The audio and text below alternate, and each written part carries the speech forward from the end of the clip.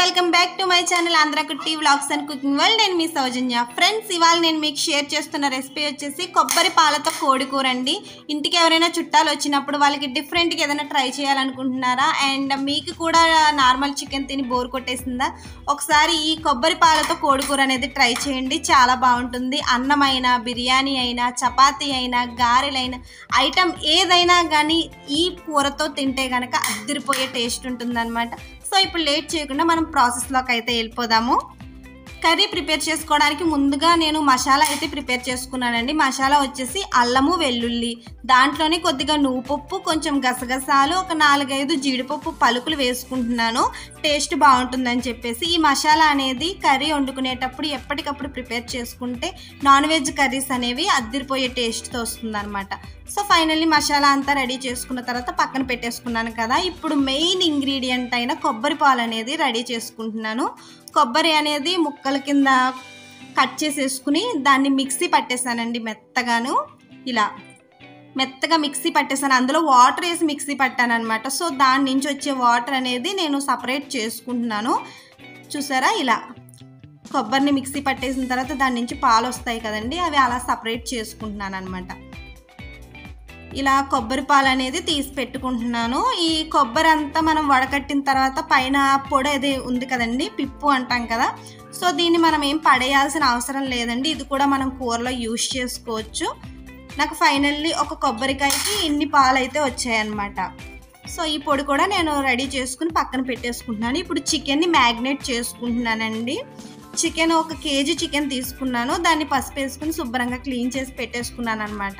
Clean చేసుకున్న తర్వాత ఈ చికెన్కి పసుపు, కారం అండ్ కొద్దిగా మసాలా, గరం మసాలా అనేది నేను ఇంట్లోనే ప్రిపేర్ చేసుకుంటాను. ఈ మసాలా పౌడర్ ఎలా ప్రిపేర్ చేస్తాను ఏంటి అనేది నేను కింద డిస్క్రిప్షన్లో లింక్ ఇస్తాను, ఒకసారి చెక్ చేసేయండి.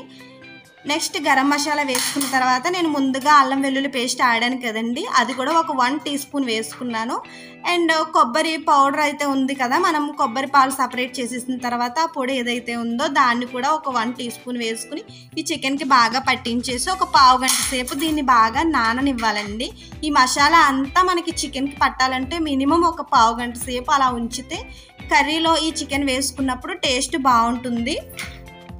సో ఇది పక్కన పెట్టేసుకున్న తర్వాత నేను కర్రీ అయితే ప్రిపేర్ చేస్తున్నాను. కర్రీ ప్రిపేర్ చేయడానికి స్టవ్ వెలిగించుకుని గిన్నె పెట్టుకుని అందులో ఒక 4 టీ స్పూన్స్ ఆయిల్ వేసుకున్నాను. ఆయిల్ కొంచెం హీట్ ఎక్కిన తర్వాత ఇలా ఉల్లిపాయలు చిన్నగా ముక్కల కింద కట్ చేసుకుని దాన్ని కూడా వేసుకున్నాను అనమాట. ఉల్లిపాయ వేగేటప్పుడే ఒక 4-5 పచ్చిమిర్చి చిన్న ముక్కల కింద కట్ చేసుకుని వాటిని, అండ్ కూర టేస్ట్ బాగుండడం కోసం కొద్దిగా కరివేపాకు అనేది వేసుకుంటున్నానండి. కరివేపాకు వేయడం వల్ల టేస్ట్ బాగుంటుంది అనమాట. సో దానికోసం అనేది ఉల్లిపాయ, పచ్చిమిర్చి, కరివేపాకు ఇవి వేసుకుని ఇవి గోల్డెన్ బ్రౌన్ కలర్ వచ్చేంత వరకు వేపుకోవాలి. ఉల్లిపాయ వేగేటప్పుడు కొంచెం కల్లుప్పు వేస్తే ఉల్లిపాయ తొందరగా వేగుతుందని చెప్పేసి నేను ఎప్పుడు అలానే వేస్తాను అనమాట. సో కొంచెం కల్లుప్పు వేసుకుని ఇలా ఉల్లిపాయ అనేది గోల్డెన్ బ్రౌన్ కలర్ వచ్చేంత వరకు వేగనివ్వాలి. ఇలా వేగిన తర్వాత నేను ముందుగా అల్లం వెల్లుల్లి పేస్ట్ ఆడాను కదండి, అది ఒక 1 టీ స్పూనే వేసుకుంటున్నాను. ఎందుకంటే ఇంకో 1 టీ స్పూన్ నేను చికెన్కి బాగా పట్టించాను కదా, సో స్పైసీ ఎక్కువ అయిపోతుందని చెప్పేసి నేను చికెన్ కలుపుకునేటప్పుడు దాంట్లో ఒక 1 టీ స్పూన్, ఇలా ఉల్లిపాయ వేగేటప్పుడు దీంట్లో ఒక 1 టీ స్పూన్ వేసుకున్నాను. అల్లం వెల్లుల్లి పేస్ట్ వేసిన తర్వాత పచ్చిగా ఉండే ఫ్లేవర్ అనేది పోయేంత వరకు మనం బాగా కలుపుకోవాలండి. తర్వాత మనం మ్యాగ్నేట్ చేసి పెట్టుకున్న చికెన్ ఏదైతే ఉందో దాన్ని కూడా ఇందులో వేసేసుకోవాలి. చూసారు, ఇలా వేసుకున్న తర్వాత మనం గరిటె పెట్టి కలిపేయకూడదండి. అప్పుడు ఏంటంటే ముక్కలు అనేవి విడిపోతాయి అనమాట, అంత టేస్ట్ బాగోదు. ఎప్పుడైనా సరే నాన్ వెజ్ కర్రీ ఇలా ఉల్లిపాయలో వేసిన తర్వాత ఒకసారి గిన్నెని ఇలా కలుపుకుంటూ ఉండండి, టేస్ట్ బాగుంటుంది, ముక్క విడిపోకుండా ఉంటుంది. అందులో నేను జాయింట్స్ వేసాను కదా, అవి విడిపోతాయి అని చెప్పేసి నేను ఇలా కలిపాను అనమాట.